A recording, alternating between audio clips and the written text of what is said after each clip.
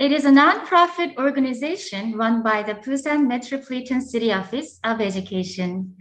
It is located on the 5th floor of the Busan Global Village building. It's only a 1-minute walk from exit 1 of Buam subway station, which is on line 2.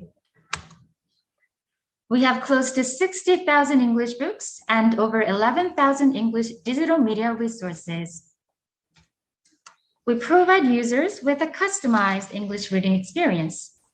All materials are organized not only by subject, but also by their reading level. We have a reading diagnostic system called SRI, which evaluates users' English reading levels and guides them to appropriate materials. Users can take an SRC test to see how much they understood of what they read. We also offer a variety of free English education programs. First, there are 28 regular classes targeting students of all ages. For example, we offer phonics and speaking classes for preschoolers, first and second graders, 7 levels of intensive reading classes, 3 levels of writing classes, and 2 levels of English news classes for elementary to high school students. We also have 3 different classes for adults. Second, we have reading camps for elementary and middle school students during summer and winter vacations. Third, we have special programs to support public education. The Reading Star program, where students read English books, write 2 book reports, and get feedback every month. The Reading Buddy program, where middle and high school students read books to children aged 4 to 8. And the Class and Tour program, where a student group tours a library and takes a 1-hour reading class. Fourth, we have community outreach programs. Children's centers visit us once a week, and we visit them once a month to read them books. Bel Open Academy is another community program. Twice a year, we invite specialists like Mr. Barry Welsh to give lectures on various subjects. Fifth, we have 3 book clubs: International Book Club for middle school students, Adults Book Club, and Teachers Book Club. Finally, we have various events and displays prepared throughout the year: making audiobooks, Halloween adventures, Santa's Christmas trees, and many more. If you would like more information about our programs, please visit our website. Now is the time we all have been waiting for. Please give Mr. Barry Welsh a warm welcome. Oh, thank you so much. Can everybody hear me? Good morning, everybody. It's great to be here. Just let me share my desktop, and just let me get the chat box so that I'm going to put that over there. Okay. Okay, so it's lovely to be here. Thank you all so much for coming. I'm very touched and flattered that so many people have registered for today's talk. So I hope that you find it interesting, and I hope you enjoy my comments on the things that I have to say. So just let me, oh, thank you so much. Just let me introduce myself very quickly. Well, before I introduce myself, I would like to thank Busan English Library for inviting me here today. It's very kind of you. Thank you so much. And I'm super impressed with those programs that you just mentioned. It's great to see so many book clubs and reading programs. That's a very valuable service for the community. Looks fantastic. They look fantastic. So who am I? So just now, I'm an assistant professor in the linguistics department at Dongguk University. So Dongguk University, this is the beautiful Dongguk campus. It's next to Namsan. You can see that there in the center of Seoul. It's the Buddhist university in Seoul. And so I teach at a university, so I spend a lot of time reading books, right? And because I'm in the linguistics department, I often read books about language or language education. And of course, I read books for fun as well, right? So reading books is my job and it's my hobby. And I also review books for cable. Oh, I'm going to get rid of this little box just now. So I also review books for a radio show, KBS Korea News 24, and I've been reviewing Korean books in translation there for maybe 4 years or almost 4 years. And before that, I reviewed books on EBS FM Morning Special. So I was a book reviewer there for several years. And at the moment, I also edit this newsletter. This is a newsletter that's created by the Korean government, the Korean Publication Industry Promotion Agency. And it's in English, and it's sort of targeted at international readers to sort of advertise and promote the Korean publishing industry. So who are the successful authors and writers? What are the popular novels? What are the best sellers in Korea? And what are the trends that are happening just now in Korean literature? There's a Korean version and an English version. So please check out the trends website. You can find them on social media.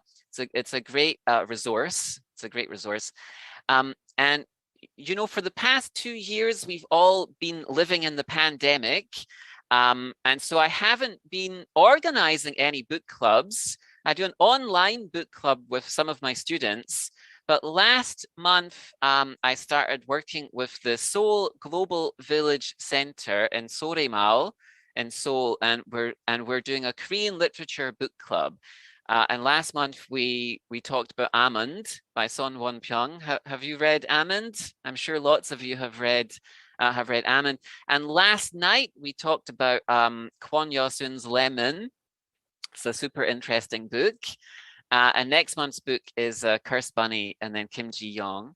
So before the pandemic, I used to organize these literature events in Seoul, in Gwanghwamun, and I'd invite these writers, Korean writers, Korean novelists, to come to these events, and I'd have a translator. That's one of the hardworking interpreters, and the audience was, mostly foreign people, mostly international people.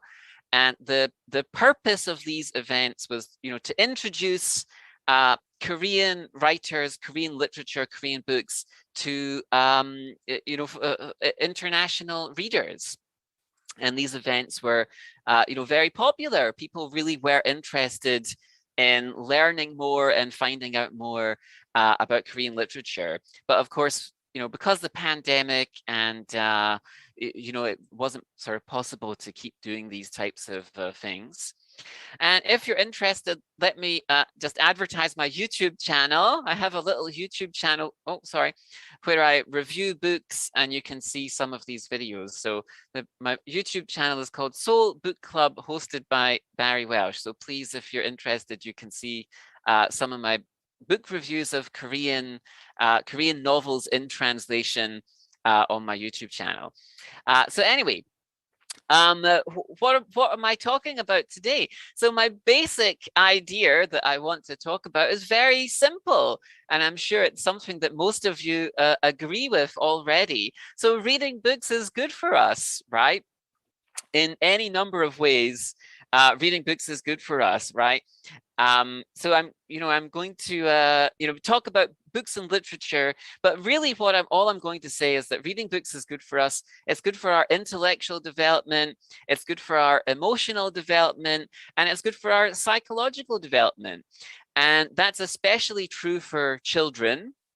It's especially true for children. I think the earlier that we can encourage children to acquire the habit of reading, and reading for pleasure, the better it is, the more of an advantage it is, right? Yeah, so that's really what I'm going to be speaking about today. I'm going to, oh yeah, sorry. So yes, reading books is good for these different things, right? This young lady looks like she's on the path to being a good reader for life, right? And so I'm going to talk about 4 things. When the library contacted me, they asked me to, speak about the work that I've done with Korean literature.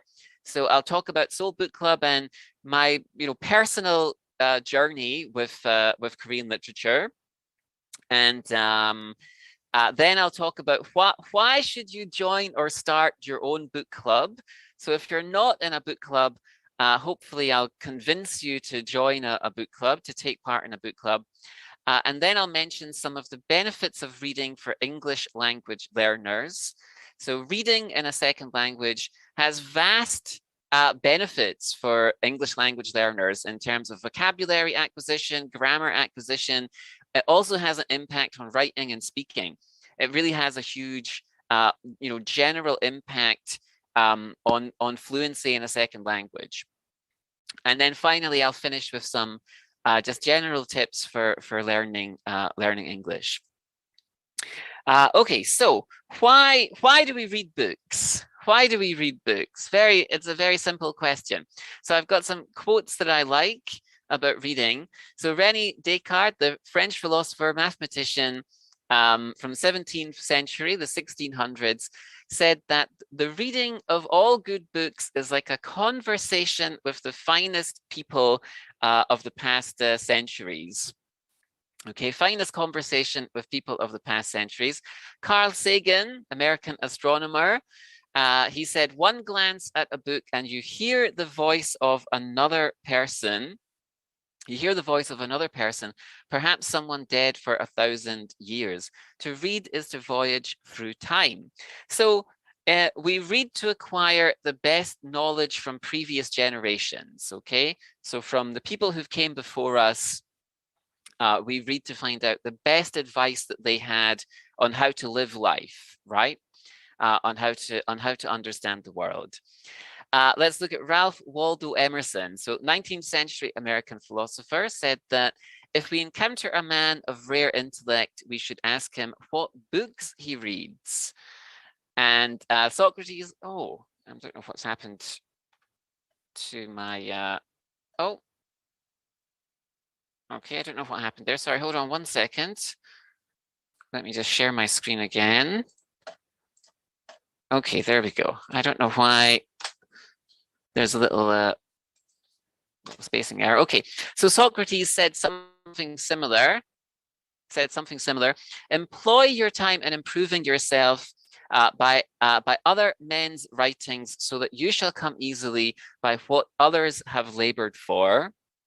And so, we read to better ourselves in some way, right? Many of the books that are bestsellers these days, if you go into Kyobo or Yeongdungpo Mungo books, the bestseller shelves are full of books about how we can improve some aspect of our life, right? How we can be better parents, how we can be better students, and various other things, right?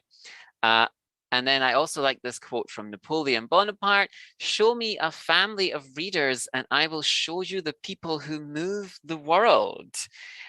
So perhaps we also read books to increase our influence in the world, right? If the more books we read, the more knowledge we have and the more we can influence and affect our surroundings, right? In our personal lives, in our professional lives, in our communities, in society in general, right? We can have more influence on the world around us.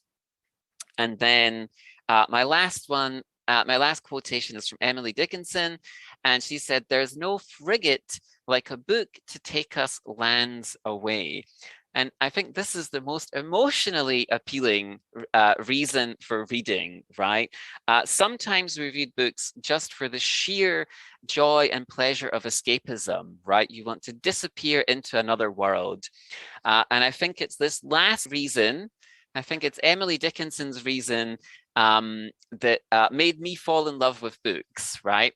I'm sure many of you have read this book, or many of you have seen the film adaptation, or you're familiar with this book.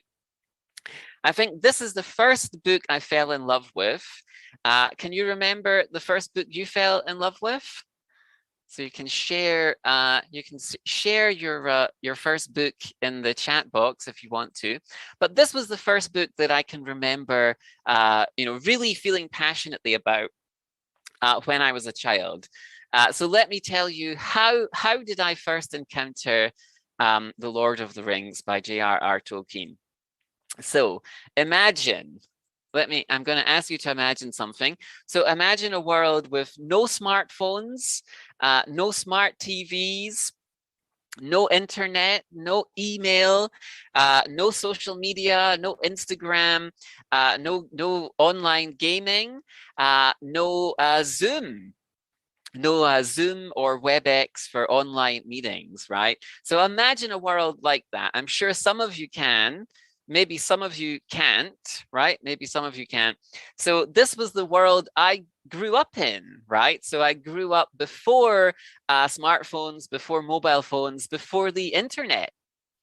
And it was a very different world, right? It was a very, very different world.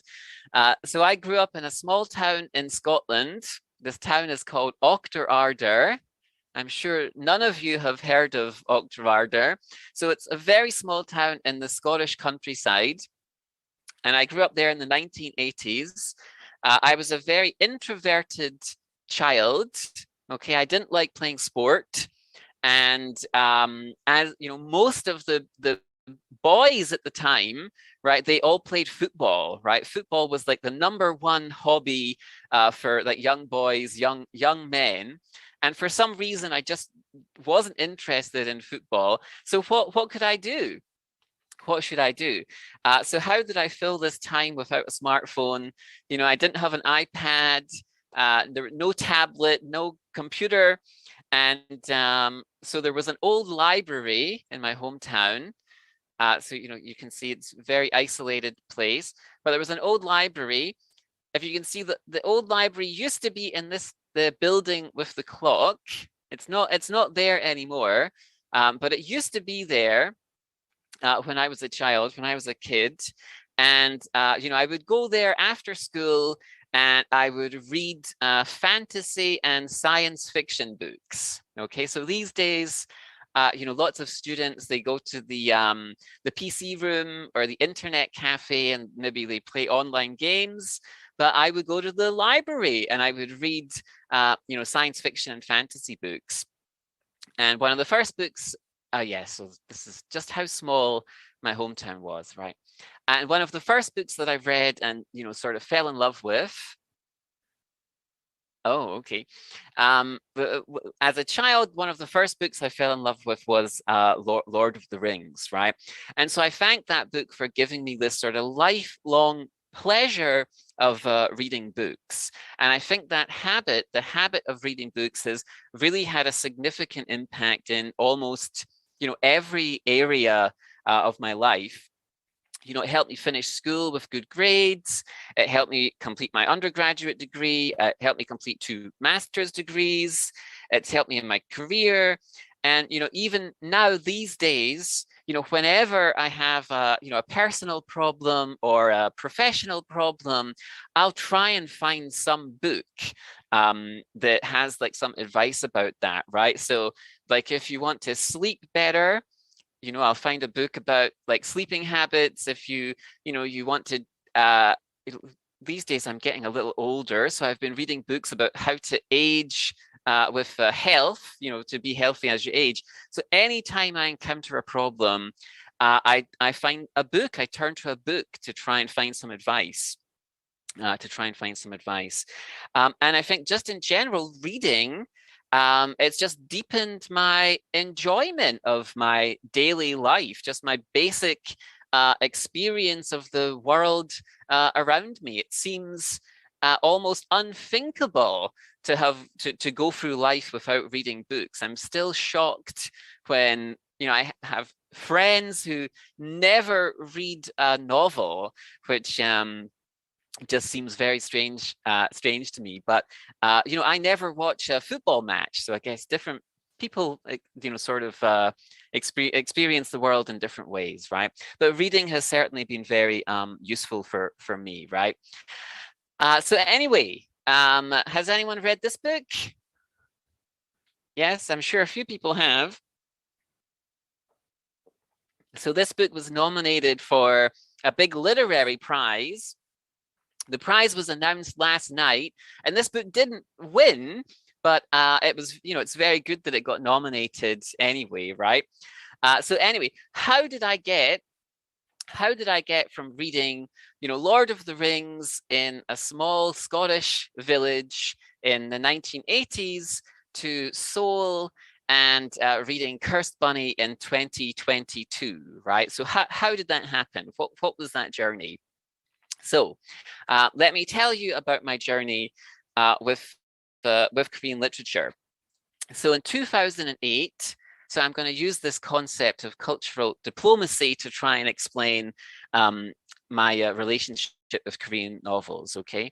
But in 2008, I was working on this little island, okay? This is a tiny island in the Irish Sea.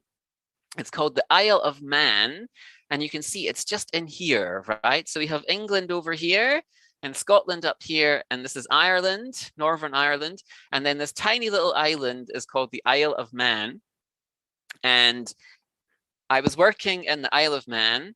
I'd finished my undergraduate degree, I finished my master's degree, and I was working here. And can anybody, it's a very, small place, a beautiful little place. And I was working there in 2008. Can you remember what happened in 2008? There was a big international issue that affected lots and lots of people. Can anybody remember what was 2008? Yes, right. There was a huge economic problem in 2008. So it was the global financial crisis in 2008. And I was working for an investment company. And, I lost my job, when I was working for the investment company. And I thought, what will I do? And at that time, I was almost 30 years old. And I was kind of at a crossroads in my life, like, what am I going to do? And so I didn't know what to do when I lost my job because of the global financial crisis. And so I thought, maybe I'll go abroad, I'll go somewhere and I'll teach for 1 year, and then I'll go back to Britain, or I'll go back to Scotland or England, and just get on with my life, right? And so I came to Korea in 2008. And well, sorry, I moved to Seoul. It was a little bit later. It was like 2009, end of 2009, beginning of 2010. And when I came to, and when I moved to Korea in like 2009, I couldn't name a single like Korean writer or Korean novel. If somebody had asked me to name a Korean book, I couldn't have told them. I couldn't have named a Korean book. Maybe I could have named like 1 or 2 movies, but I didn't know the name of any Korean writers. And so why is that? Why was it possible for someone who reads a lot of books to not know about Korean literature in 2010? And I think one way that we can understand this is by looking at this idea of cultural diplomacy, right? So cultural diplomacy can be a little difficult to define, but a nice definition of it is this, right? So the exchange of ideas, information, art, and other aspects of culture among nations and their peoples in order to foster mutual understanding, right? So this idea of artistic exchange of cultural products between countries, right? Cultural diplomacy. And so, this is countries using their cultural products, so music, movies, art, dance, theater, ballet, architecture, whatever. And it's not really government-based activities. It's usually, independent creators, just people who are artists, creating things that other people want to consume. And yeah, so we have this idea that cultural diplomacy, it can happen without government involvement. So much cultural diplomacy can take place without government involvement, right? And then there's a nice example of Sherry Mueller. She, was sort of telling American people, this is a good idea, you should use this, right? And she said, every American who interacts with foreigners, whether a business executive, non-profit leader, tourist, student, athlete, or rock star, has an obligation to consider how his actions reflect on our country. So this idea that you, as an independent person, even if you don't want to be, you're kind of an ambassador for your country, whenever you leave your country, right? You're a willing or an unwilling ambassador, representative of your home country whenever you go somewhere else.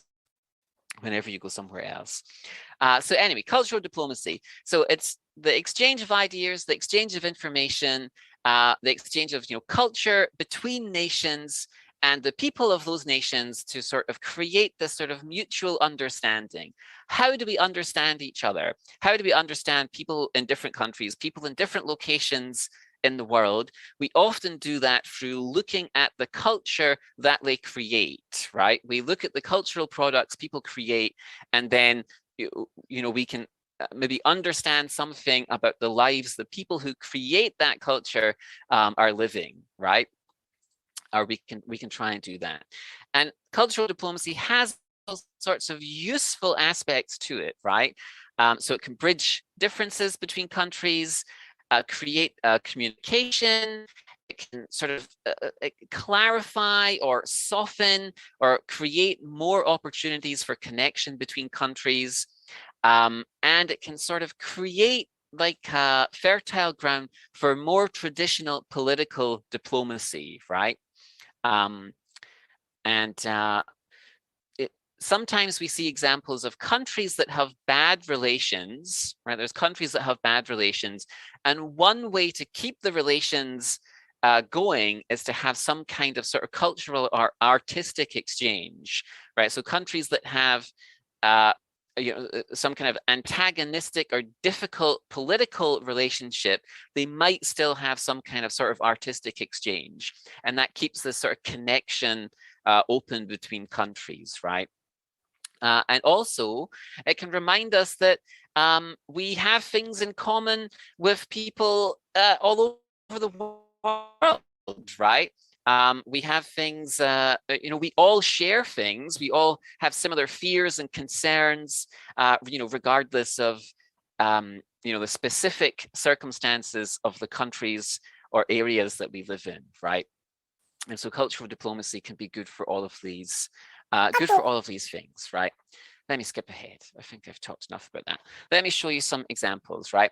So the New York Philharmonica played in Cuba. So of course, America and Cuba have a famously difficult relationship and have done for decades, but there's still been these sort of artistic exchanges, right? And so you've had these American musicians played in Cuba, even despite this sort of difficult relationship, right? And the Vatican and these museums in London, they collaborated to have these cartoons, these paintings, when the Pope visited the United Kingdom, when the Pope went to Britain. And then there's this exhibition in Paris, the Institut du Monde Arabe, and this was sort of showcased Arab history and culture to people in France, right? To try and sort of create or establish more understanding.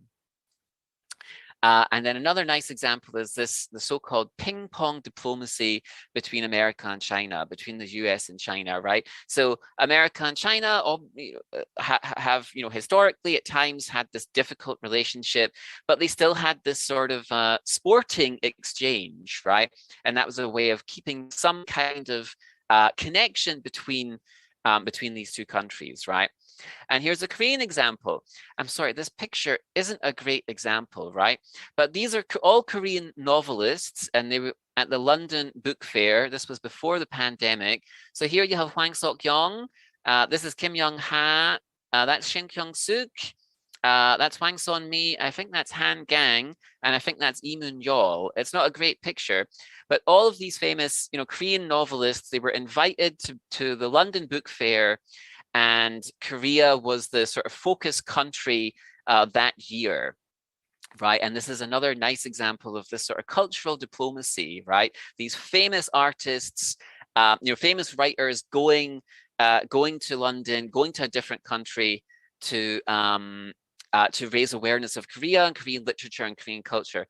Did someone put their hand up? It says I've got a little message saying someone put their hand up. Do you want to just will we save the questions until the end? So if you've got a question, you can put it in the chat box, and then I'll talk about it at the end, okay? So anyway, yeah. And this was in all the newspapers, and people talked about this quite a lot at the time, right? Okay, where am I? Page 40, screen 46. Okay, right. So, oh, what have I done now? I'm going to just get rid of that just now. Okay. Okay. So before I come to that, right. So, and I think that, literature can work, for cultural diplomacy, because it allows, readers to imagine foreign countries, foreign cultures, as well as protagonists, and it sort of invites us to empathize with people that we might never even meet, and we might even fear, right? There are newspapers and areas of the media in our countries which often create fear of different groups, right? Different groups of people. And I think literature is a great way of sort of maybe softening some of those barriers, right? Or those concerns or problems or fears, right?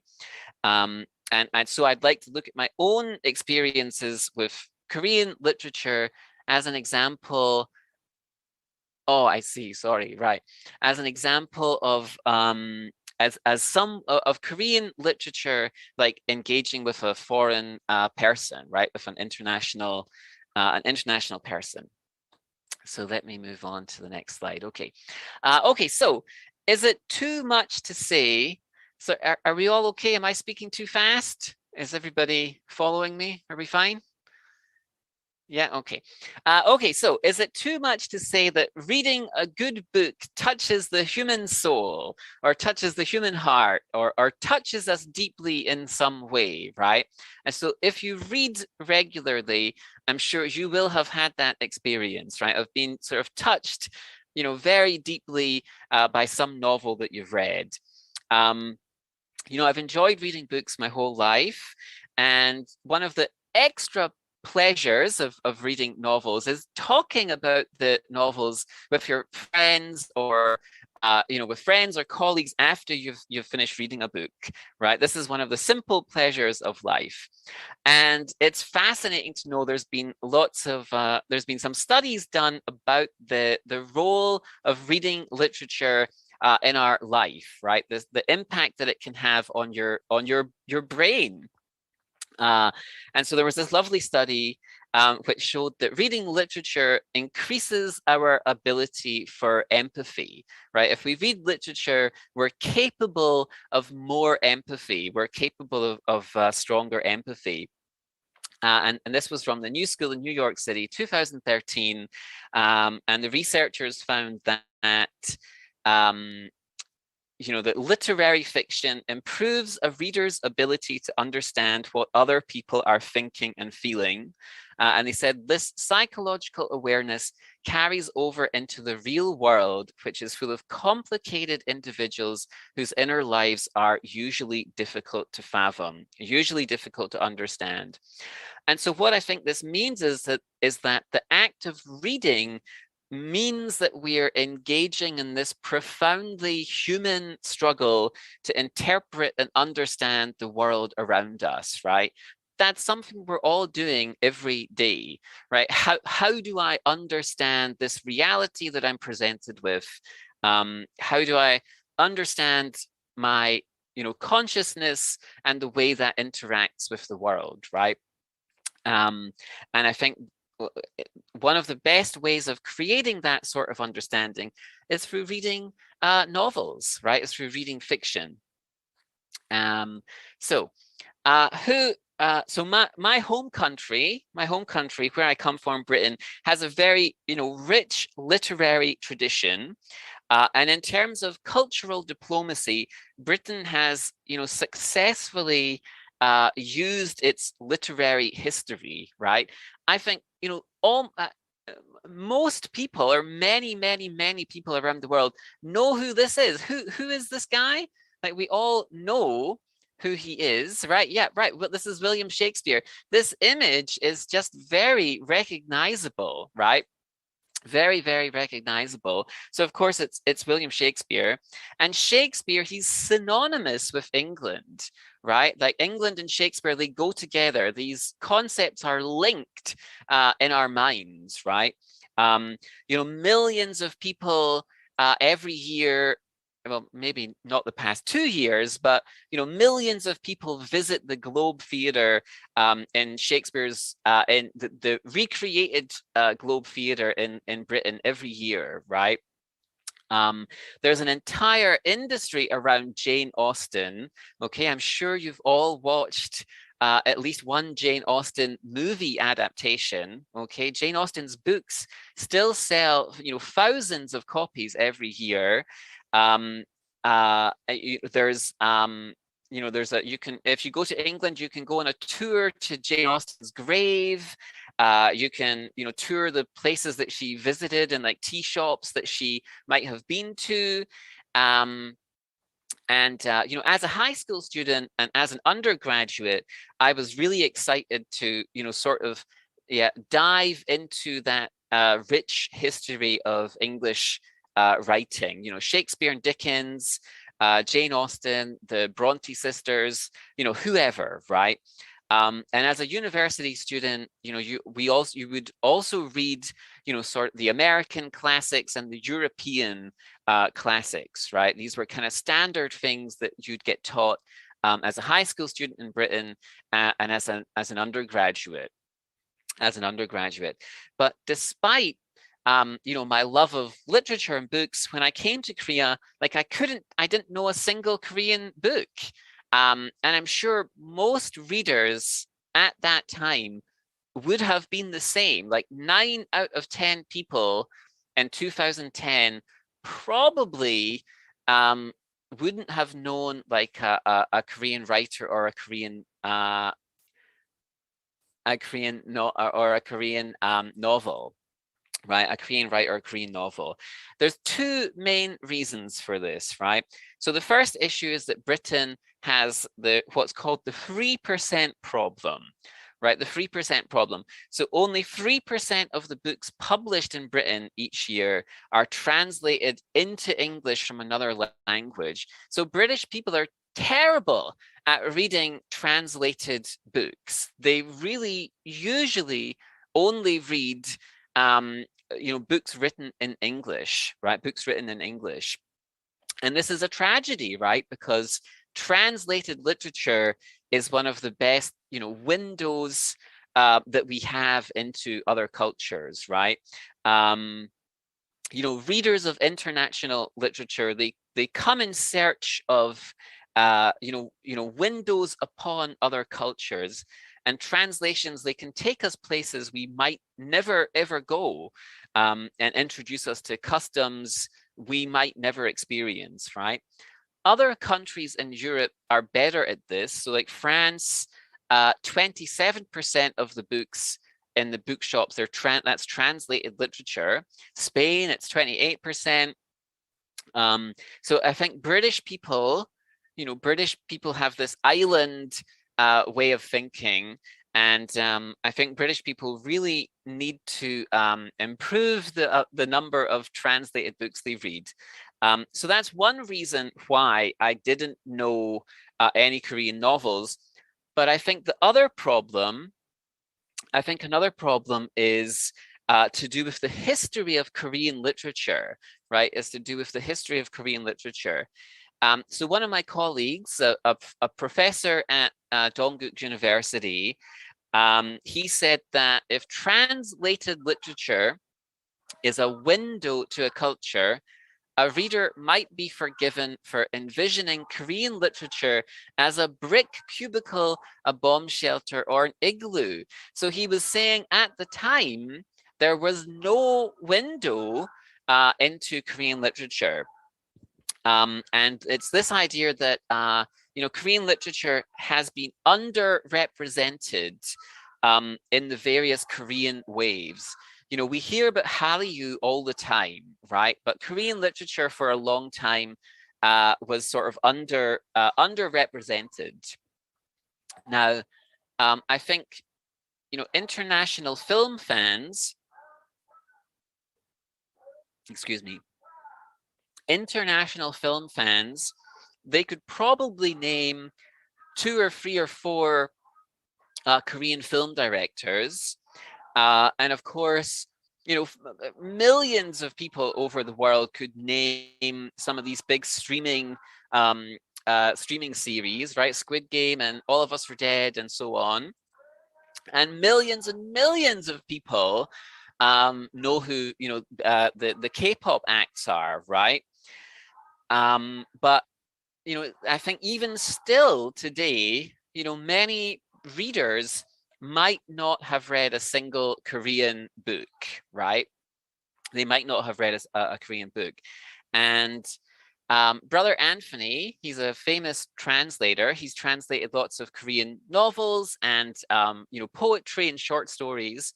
He has a fantastic website with lots of translations. But he says the reason for this is that Korea's recent history exerts such a strong influence on the country's literature that if you don't know the history, it can be difficult to understand the literature, right? It can be difficult to understand the literature.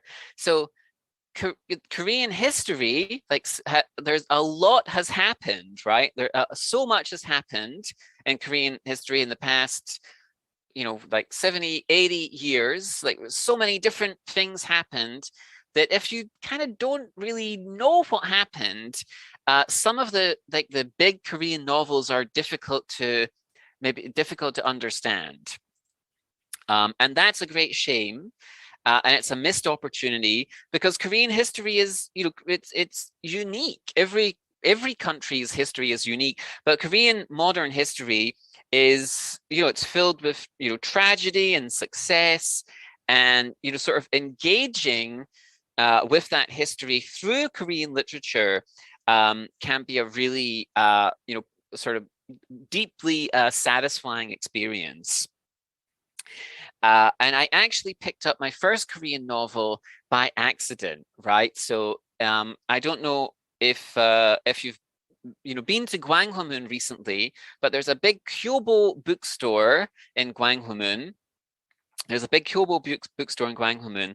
And so 10, 11 years ago, I took Korean classes in Gwanghwamun, and before my Korean class, I would go to the Kyobo Book Center, because Kyobo Book Center, they had an English section, right? They had an English book section.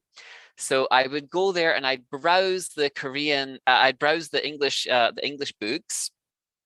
And one day I saw this book, right? I saw this book, okay? And I was really struck by this image. And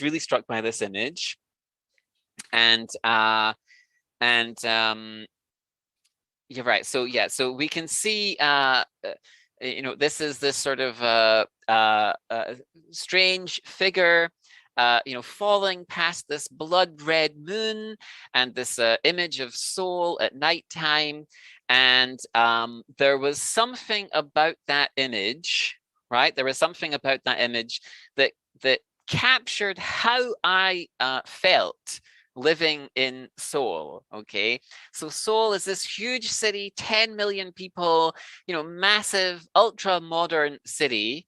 And before I came to Seoul, I was living on this tiny island in the middle of the Irish Sea, really tiny place. Sorry, let me show you again. I didn't realize how far back it was, right? So I was living in this really tiny, tiny island in the Irish Sea. Before that, I lived in a really small village in Scotland. And so when I moved to Seoul, I found Seoul was a very overwhelming place, right? It was a very strange experience. And so when I saw this image, something about that image, that was how I felt living in Seoul, right? I didn't really, I felt sort of alienated from this big, bustling city full of people, right? So I really loved this image. And so I bought this book, right? I bought this book. And, I was really gripped and sort of captivated by how this novel sort of talked about Seoul, right? Seoul as this ultra modern city, right?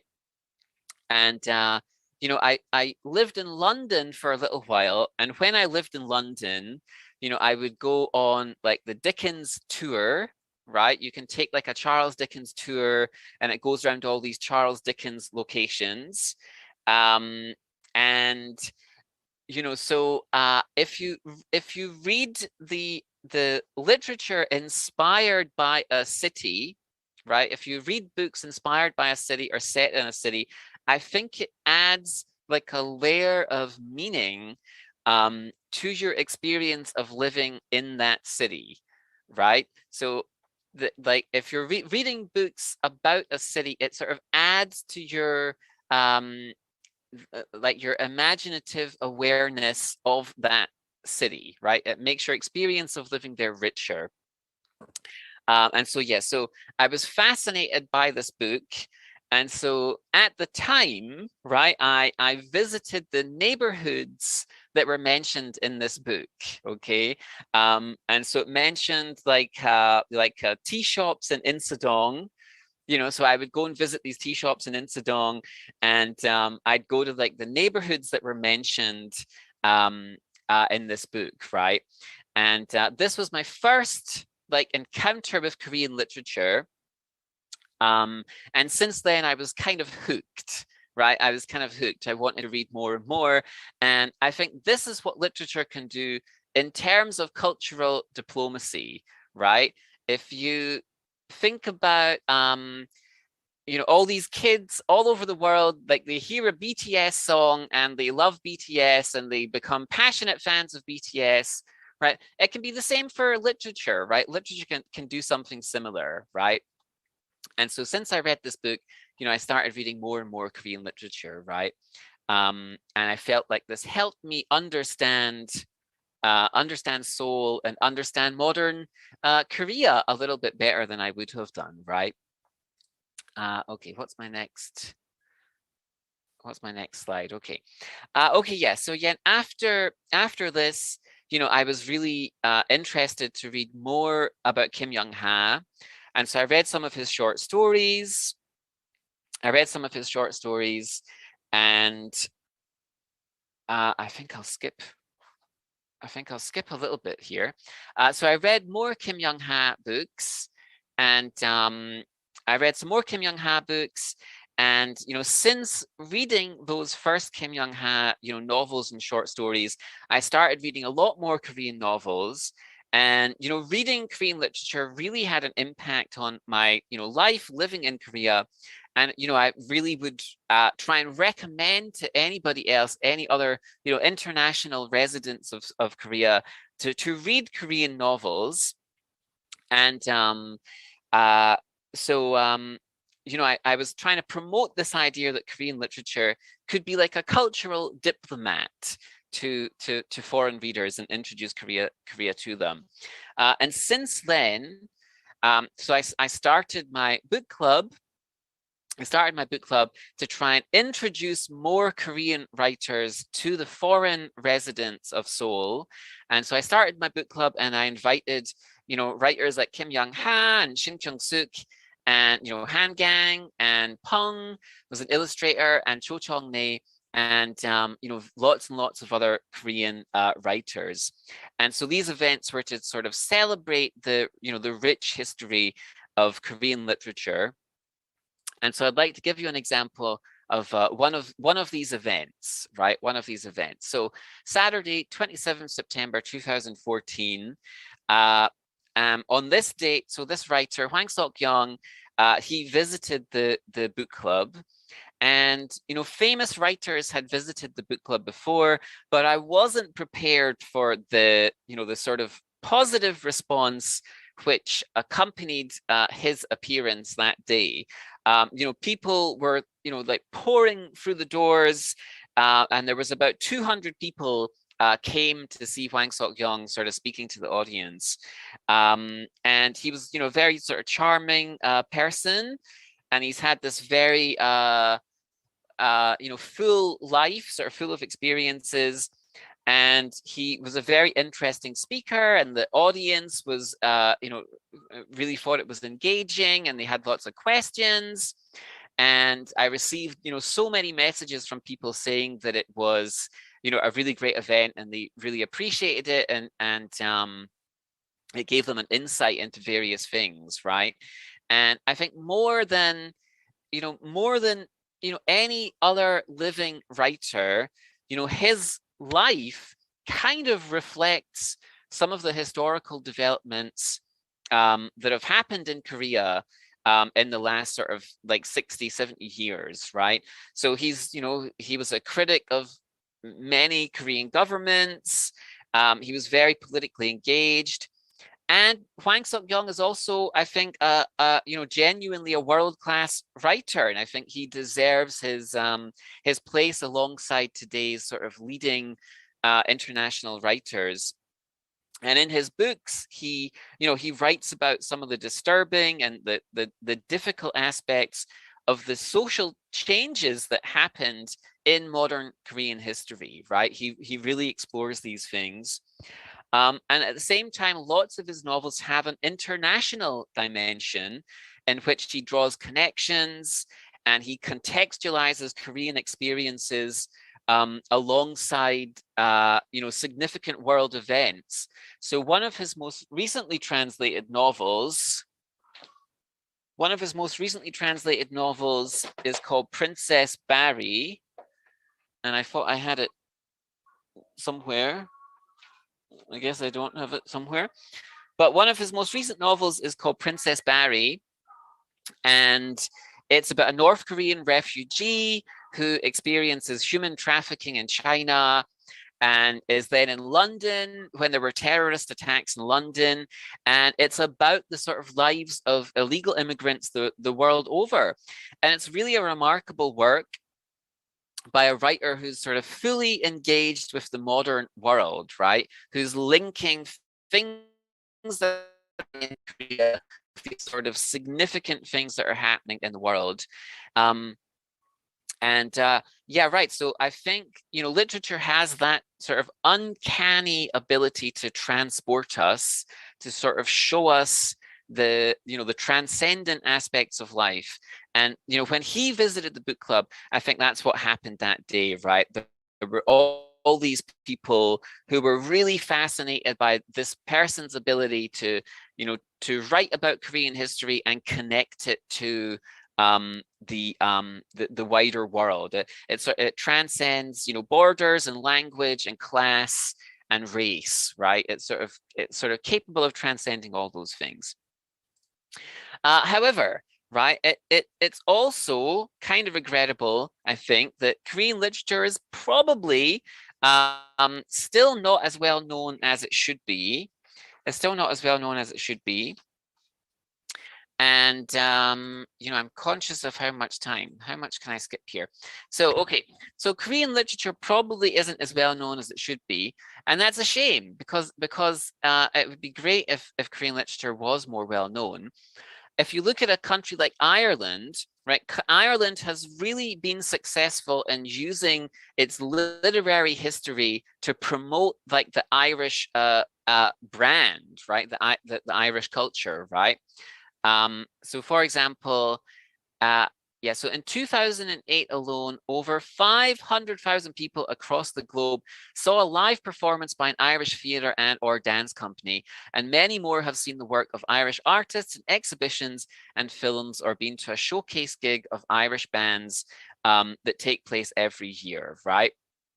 Ireland is really like proactive about using cultural diplomacy.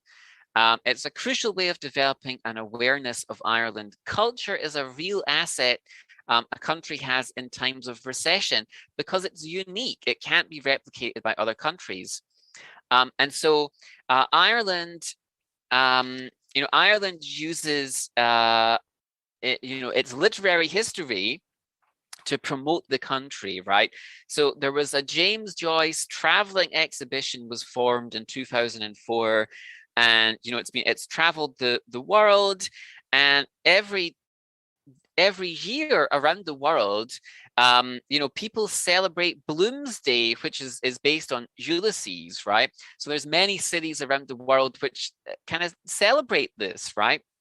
So Ireland has been able to sort of you know, take one of its most famous writers and use that to promote Ireland in various countries around the world, right?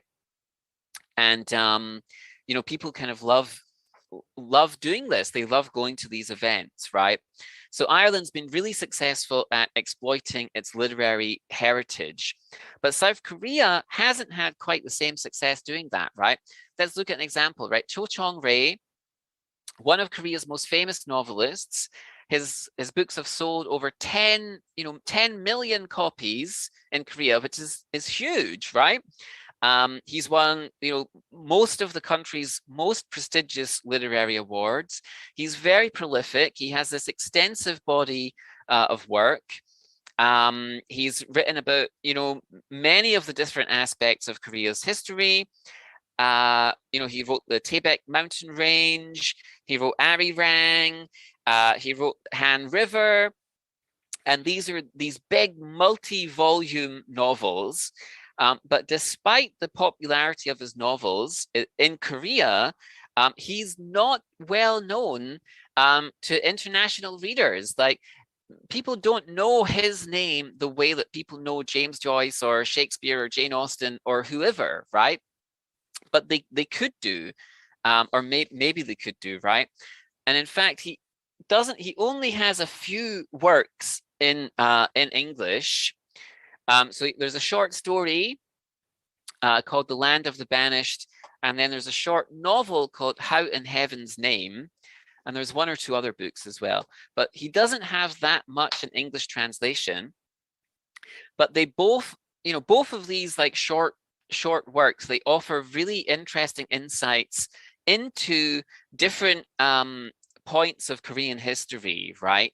So like this story, you know, it's about the life of a day laborer who's, you know, moving around the country. He works on all these different construction sites. And, you know, it sort of flashes back and shows his life story. And this is sort of like during the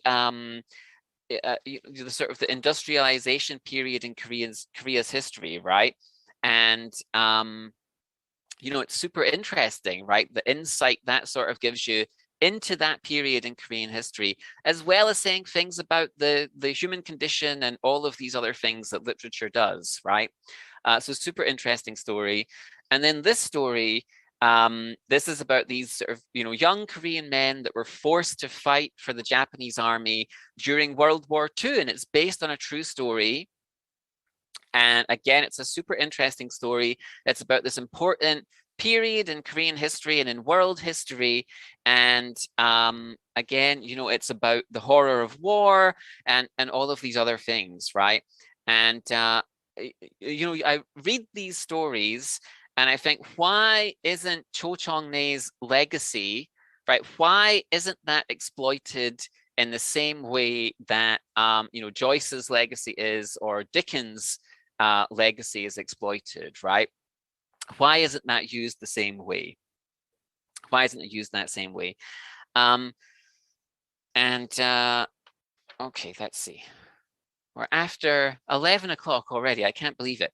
Okay, I'm going to skip a little bit. So Shin Kyung-suk obviously has been very successful in recent years, and that's a positive, that's a very positive sign. And over the last decade, you know, I've been in Korea for a decade now, but over the last decade, we've seen Korean literature is becoming more and more popular, and more people are becoming interested in Korean literature. And it's such a fantastic thing to see happening, right? We have all of these different types of novels getting translated, different types of writers, and these, you know, young, passionate translators translating all of these different books. And it's really exciting to see that happen. So, for example, we had The Hole by Pyeon Hae-young. That won the Shirley Jackson Award in 2017. And then we have The Vegetarian, which was obviously a big moment for Korean literature. It won the Man Booker Prize. And most recently, the disaster tourist Yoon Ko-eun won like a crime fiction award, right? And it's so great that we're seeing all of these different types of novels getting translated, these different types of Korean writers getting translated, right?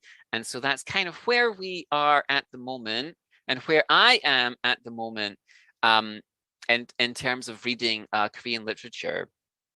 And you know, I really think that Korean literature can be, you know, like this, you know, strong, powerful cultural ambassador that goes out into the world and tells the world about Korea and Korean literature and Korean culture. And I think we should all be happy to see that happening, and support it as much as possible. Okay, so that took a very long time. So I'm going to move on to the next section now. Are we all okay? Are we ready? Yeah. Okay. Okay. Let me just catch my breath a little bit. Okay. Okay, so I'm going to talk about now, but why should you join or start a book club? Why should you join or start your own book club? Are you in a book club at the moment? Who's in a book club at the moment? Are you in a book club at the moment? You can just say yes or no in the chat box. Paige is. A few people are. Okay, nice. Okay. All right. So some people are already. Oh, Mira's not in one yet. Not yet. Okay, right. Well, hopefully I can convince you to join a book club, right? So why should you join a book club? Right. So these days, right, most of us,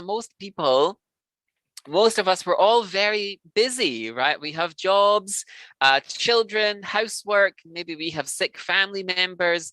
We have all sorts of responsibilities and commitments, right? And I think that many people, I think we say we'd like to read, or we intend to read, or we want to read, but maybe we just don't have time to do that, right? Because we have all these other commitments. It can be challenging to find time to read books. So if you sign up for a book club, if you register for a book club, it sort of gives you that motivation and maybe a little bit of friendly pressure to actually read more books, right? So if you join a book club, you'll probably read more books, right? And again, I think one of the key things to reading is just to make it a habit, right? Just to make it a habit. And going to a book club, I think that will help encourage you to have that habit in your daily life, right? And that can be a huge benefit to us, right? There's more good news for reading, right? Reading's good for your brain. It's good for concentration and the ability to focus, right? These days, it seems like, at least it seems for me, like my attention and my focus is getting pulled in so many different directions, and we all have these devices which are very distracting, and so reading is good for us, right? It helps improves concentration, and it helps with our ability to focus as well. And there's been some studies about this, right? That people who have a reading habit, perhaps there seems to be some signs that they might develop like dementia like later, or Alzheimer's later, right? So if you have these sort of good habits where you're cognitively engaged, it causes physical changes in your brain. And so I think that's something that many of us are probably concerned about, right? But so reading keeps your brain active, it changes your brain, and if we can keep it a habit, there seems to be some evidence that reading regularly can keep your brain sort of sharp as we get older, right? As we get older. And then I think also reading can have this big impact on your emotional development. Okay, I certainly think this is true for me, that it's had an impact on how I sort of emotionally relate to the world, to my wife or my students or my family. I certainly think that's true. And for younger people, I think reading is good for impulse control. I think these days, because of devices, tablets and smartphones and online gaming, I think impulse control is an area of concern for young people. And reading, I think, can really offset that, right? When I was a kid, I would read for hours. And I have nieces and nephews and so on, and they spent hours playing online games, right? And I don't think that's as healthy. Like, I think spending 2 hours reading a novel, I think, is much healthier for you in many different ways than spending 2 or 3 hours, playing an online game of some kind, right? And what else? Okay, I think I've also noticed in recent years my attention span. I think my attention span has gotten shorter, and again, I think that's an impact of technology, and I think that reading habit can help you fight back against that. Like your attention, like struggling with your attention span. I think that's something that maybe many of us have a problem with today. Okay, this is another big issue for me, right? So reading improves sleep and reduces stress. Okay, so reducing stress and improving sleep are two things that are important for me. And I said at the beginning of the talk, whenever I have a problem, I read a book. And a few years ago, I read a book by a British scientist called, I'll put it in the chat box, called Matthew Walker. And it was called, I think it was just called How to Sleep. And, it changed the way I approached sleep. Changed the way I approached sleep. Previously, I just thought, I'll just, it doesn't matter. I'll just get up, I'll drink a cup of coffee, and I'll just drink coffee all day and I'll be fine and I can do all my work, right? But really, that's a terrible approach to life. And if you actually try and get a good night's sleep, it's really kind of life-changing in some significant ways, right? You'll feel better, you'll concentrate more, you'll have sort of more emotional stability, and all sorts of benefits, right? And so reading, I think, can improve the quality of your sleep. Like if you turn your devices off for like an hour before bed, or maybe even 2 hours before bed, and read an actual physical book before you go to sleep, if you make that a habit of your life, I really think that can help you sleep better, and also reduce stress as well. I think that's really, really important. you know, I think that habit that many of us have of sort of looking at the phone and, you know, keeping the phone, turning the phone off is like the last thing you do before you go to sleep. I think it's terrible for us. And if we could stop doing that and then, you know, turn all your devices off and read a book for an hour before bed, I think that would have huge impact on many of our lives. And reading just in general is good for stress, right? You know, reading lowers your stress levels. And I think many of us have difficulties with stress these days, right? And some specific benefits of a book club is that you can socialize with people, right? You know, it's sometimes when you know you're working all the time and you maybe have many other commitments, it's difficult to find time to spend just sort of socializing in a kind of you know, like a friendly, fun environment that's not work related or family related or some kind of responsibility related, right? And that type of sort of social interaction, I think that's really important as well. If that can be an aspect of your life, I think that can have huge benefits. And you can meet, you know, different people, or you can stay in touch with old friends. And you know, I think doing that around a book club is a really positive type of environment, a positive type of experience. Sorry, I'm rushing through this just a little bit. Okay, right, and then book clubs. Like I said before, reading can teach us empathy, and of course, these days there's so many books from, you know, different people. Different types of people, different parts of the world, and so that can help us sort of reflect or think about, you know, important things that are happening in society, right? There, you know, there's all sorts of issues and problems in society and in different, you know, different places all over the world, right? And reading books, like now more than ever, it seems to be there's so many books about, you know, different types of social issues and problems and people living in different ways. And reading those types of books, you know, can just help us sort of you know, appreciate that, you know, we're all different and people are just trying to live their lives, and, you know, we should respect one another and sort of see that we're all connected and we're all part of this sort of one experience together, right? And I think, again, books are a good way of doing that.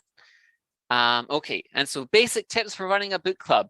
Okay, so what type of book club are we going to host? Are we just, is it going to be something that's kind of academic where it has to be serious? Or is it just like a fun experience where maybe you're drinking a glass of wine and eating some snacks and just having a kind of fun, informal discussion? So what type of book club do you want to have? What type of books are you going to want to read? So sometimes you could have a book club that's based around a theme. Maybe you want to understand the fourth industrial revolution. So you could choose a series of books that are about, you know, artificial intelligence and robotics and all these kind of things. Or maybe you want to understand I don't know what, like international feminism and how feminism is different in different countries, and you could read a selection of books like that. Maybe you want to read like self-help books, right, that to improve some aspect of your life, right? So what books are you going to read? Who are you going to invite? Is it friends? Is it family members? Is it your colleagues? Are you going to advertise on like social media? Who are you going to bring to your book club, right? Did anybody watch there was a famous drama, the Sky Castle? Did anybody watch Sky Castle? Sky Castle had a book club in it, right? But it was very serious and intimidating. And it didn't look like a fun book club. And I think most people don't want to go to the book club like that, right? They want to go where they can have a fun, friendly, relaxed discussion and learn something and so on, right? So who do you want to invite? Okay, so the second last section. So benefits of reading for English language learners. So there's two things that I want to talk about. So extensive reading and literature circles. Let's start with extensive reading. So most of the information I'm going to share here comes from The Power of Reading. The Power of Reading is by this guy called Stephen Krashen. Oh, I thought I had a photo of, okay. Stephen Krashen is he's a sort of a researcher, an academic who wrote about learning second languages, right? Second language acquisition. He's quite old now. He's most famous for a theory called the input hypothesis. The input hypothesis, but you know, the academic world kind of moved on a little bit from the input hypothesis. And really what Stephen Krashen is most remembered for is his work on extensive reading, right? Extensive reading. So what is extensive reading? Okay, extensive reading is, so extensive reading has lots and lots of benefits in terms of acquiring new language, right? Students in extensive reading, they're just involved in reading lots and lots of quantities, right, for general understanding with the intention of enjoying the texts, okay, with enjoying the text. So students choose the books that they read depending on their interests. There's not always a follow-up discussion or classwork or anything like that. Students are just encouraged to read for pleasure as often as possible, right? Let me explain a little bit more. Okay, so the goals of extensive reading, right? So the main goal of using this approach is to get students to read in English and enjoy reading in English, right? And then like the secondary effect of this is that it increases reading fluency, right? But the main focus is that it should be enjoyable. The student should be reading things that they are interested in and just trying to read as much as possible, right? To read as much as possible. What type of material can we use for this, right? Okay, so these days there's a huge amount of graded readers, right? So these sort of simplified books, right? So with the English language level, all sorts of different levels. You know, we want to make sure that students have as much access to those types of books as possible, right? You know, so we want to keep them in libraries and classrooms. We want to keep them in our homes if we have children, and just to make them available as much as possible, right? There's also a vast amount of, you know, excellent reading material available online. These days, anybody can have like a, you know, an ebook app on their phone, right? On their tablet, on their phone, on their desktop. And so it's very easy to find that good material for students to read. If students are reading, you know, English comic books or English manga, you know, that's a pretty good thing, right? Sometimes parents aren't happy about seeing their kids reading comic books, but if your son or daughter, if your kid is reading lots and lots and lots of comic books in English, that's fantastic in terms of, you know, vocabulary acquisition and just exposure to language. It's very beneficial and useful. So yeah, so any, you know, online comic books, that's a great resource. And yeah, right, the focus is on the student choice though, right? So if your, you know, your daughter is really interested in soccer or football or music, and that's what she's reading about, as long as she's reading about it in English, you know, that's a good thing, right? Just encourage that as much as possible. Encourage that as much as possible. Let students, you know, choose what it is that they're reading. Make sure that the focus is, the idea is just reading for pleasure. It's not reading for information. It's not reading for a test or for an assignment or for an exam. They're just reading stuff because it's pleasurable, right? It's something that they want to read about. So yeah, so, you know, you could just remove that sort of testing element, right? And often that can have a big impact. Extensive reading. So this, we want to try and encourage this to happen outside of the classroom, right? You know, teachers can do things in the class to sort of inspire this, and parents can do things outside of the class to sort of inspire it as well. But the goal is really just to have students, you know, reading as much as possible things they enjoy in English outside of the classroom. I think the problem is these days is there's so many distractions, like so many possible distractions that are available. And the benefit of extensive reading is that it offers so much input, right? It's just so much English language input, just this huge volume of input. And that can have like a really massive a benefit, right? You know, direct like reading instruction is useful in the classroom. It does have benefits. There is research about how useful it is, but just in terms of, like that sort of gradual increase of fluency, just, extensive reading can be like, deeply valuable. It really is a useful thing, right? And then language level. So again, choosing books that aren't too difficult, right? You want the level to just to be slightly above where the reader is at the moment, right? Like not too difficult, so there's lots and lots of vocabulary items that they don't understand, just slightly more difficult than the level that they're sort of currently at the moment. And dictionaries. So again, try, these days it's easy to use a dictionary if you're on a device, but again, it isn't really about understanding every single word. It's not 100% necessary. It's really just for it's just reading for enjoyment as much as possible. And then record keeping, so you can help, right, as a teacher or a parent, you can sort of help with this, right, by sort of keeping a record of what your kid or your student is reading, and then that can help you get like a picture of what type of books they like, and what type of books you could recommend to them, and that can be sort of useful in just sort of helping that habit stick, right?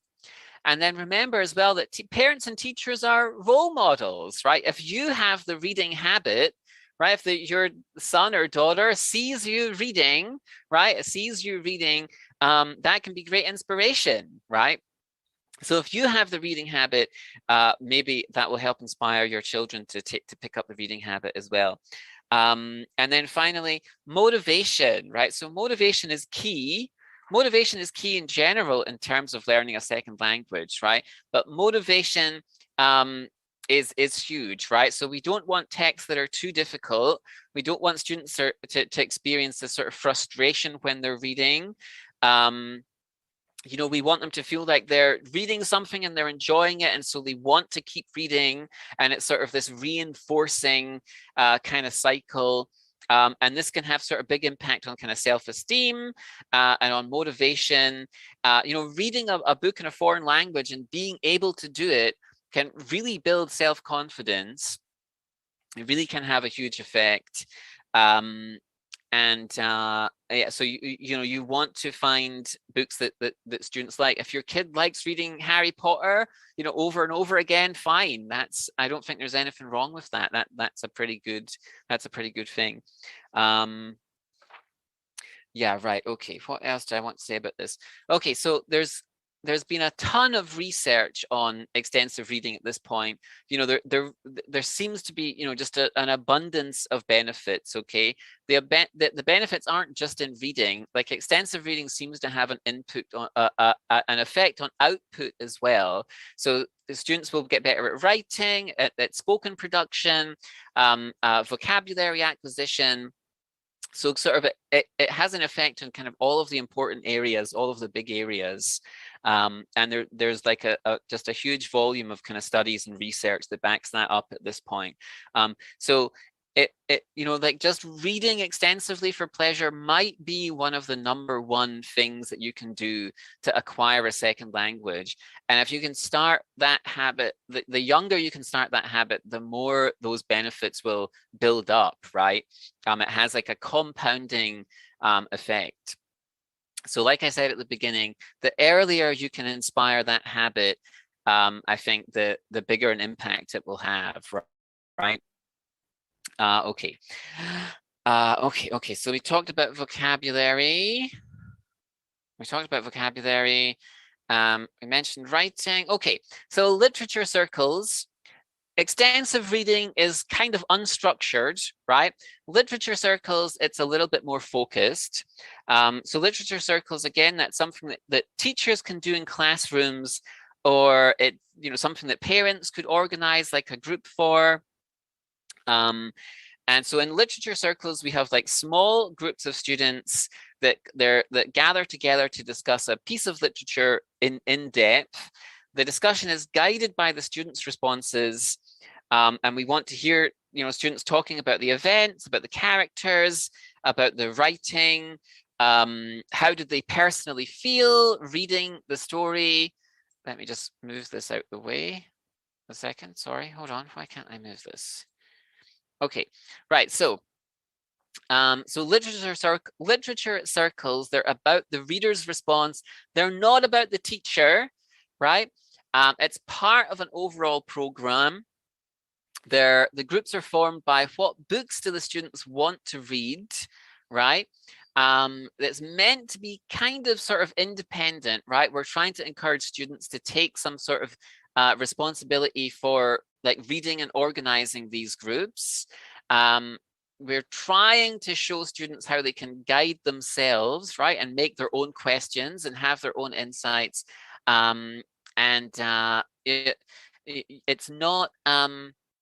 It's not sort of focused, and it's not like focused direct instruction that you have to do this certain type of work, right? And let me just summarize this quickly, right? So like students are, so in a literature circle, and you can find lots and lots of resources for this online if this is something that you're interested in doing, right? So the children, the students, they choose their own reading materials. They form like a small group, like a temporary group of students who are going to read like one specific book. You could have like different groups in one class, all reading different books. Set up like a schedule, maybe over the course of a semester or 3 or 4 weeks. They meet like once or twice a week to discuss like 2 chapters or 4 chapters or 20 pages or whatever. And then we can use like some notes, right? The students' notes to guide the discussion. The idea is to get the students to generate their own discussion topics, right? The teacher isn't there to be like an instructor, like too much. You're trying to get the students to take ownership of, discussing the books themselves. And then a big feature of literature circles is that we have these different roles or jobs that each student might have during the meeting, right? So maybe it's one person's job to like summarize the chapter.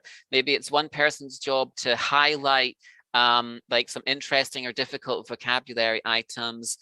Maybe it's one person's job to give an outline of the story so far. Maybe it's one person's job to like brainstorm a list of discussion questions.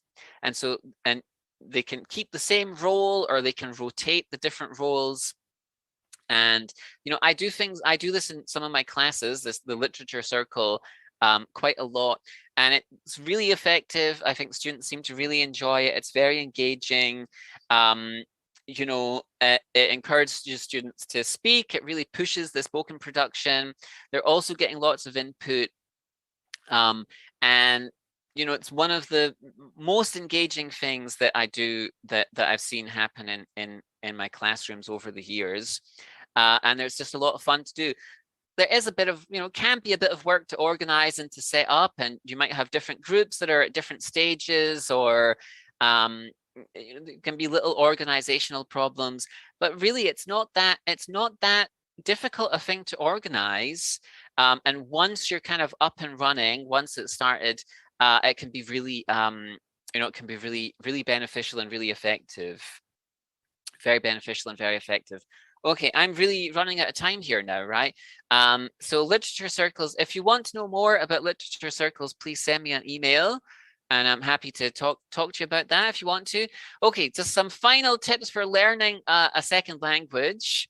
learning a second language, learning English. So motivation, what's your motivation, right? If you have motivation is one of the key things, okay? It's painful to study for the exam just because it's the exam. You need to have like a good reason. If you have some sort of intrinsic reason or intrinsic motivation, it makes the studying much easier, right? So what's your motivation? Input, right? So get lots and lots and lots of input, as much input as possible. So if that's like, you know, reading books in a second language, or, you know, watching Netflix of, you know, English like sitcoms and dramas, like lots and lots of that type of input, I think it's actually really beneficial, right? I know lots of students whose English has improved because they really love like English or American dramas, and they've watched them lots and lots. I think that does have quite a big impact. Vocabulary, you can't underestimate the importance of vocabulary. It's one of the foundation of fluency. Learning opportunities, try and create as many learning opportunities, different types of learning opportunities as you can. Make use of technology. There's so many good apps these days which can help. There's apps like Duolingo and Memrise. There's all sorts of, you know, little things that you can use, like apps that are good that can help you just have a habit every day of studying some vocabulary. And you have to push yourself, right? There's nothing there at the end of the day. If you want to acquire like a second language, you have to sort of push yourself and sort of get out of your comfort zone. Get out of your comfort zone. And I think that brings me to the end of everything I want to say today. I'm sorry, my timing was a little bit off. I spent too much time in the first half on the Korean literature. But if you want to know more about any of these things, please feel free to contact me. You can find me on YouTube and LinkedIn and Instagram and Twitter, or email. Please feel free to send me a message or send me an email. Thank you all for paying attention. And I guess if you have any questions, just put your hand up, or